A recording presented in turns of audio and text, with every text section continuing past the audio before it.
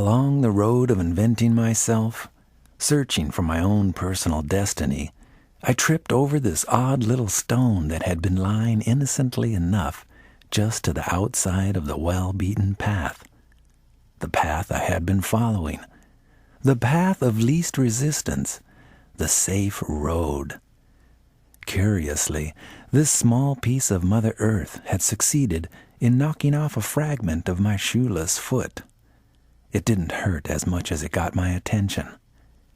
I searched and searched for what I believed was a part of me buried somewhere in the earth, and there it was. There it lay.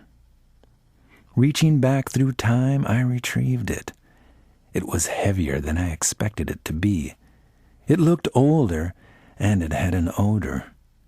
It wasn't a bad odor, though. The smell began to transport me.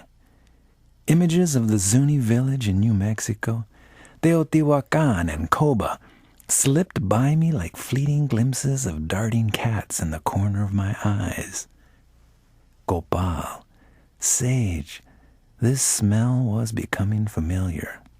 Staring at this minute, estranged, dismembered piece of myself, the urgency to examine it grew in intensity.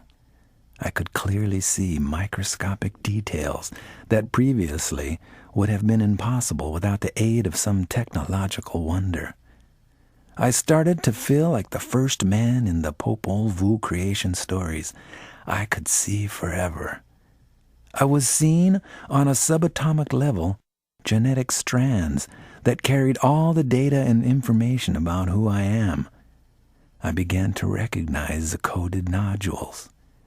There they were, the Toltec codes, the Maya codes, the Olmec and Mexica codes.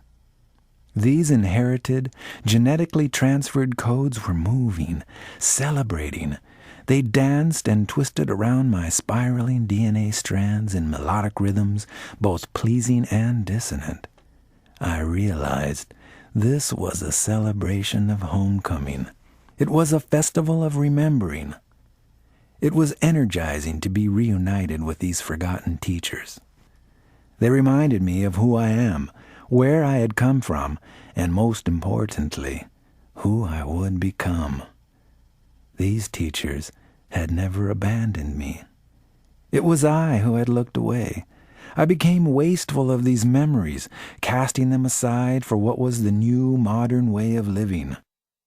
My respect for newness and youth replaced the value of all those who went before me, those whose shoulders I now stand on. But these teachers never abandoned me. They will never abandon me, because they are here in my heart, here in my soul, and here in my mind. Today, I dance with those dancing among the spiraling strands of my DNA. Today, I celebrate with those who experienced life and the world before me. Today, I would remember what I had forgotten.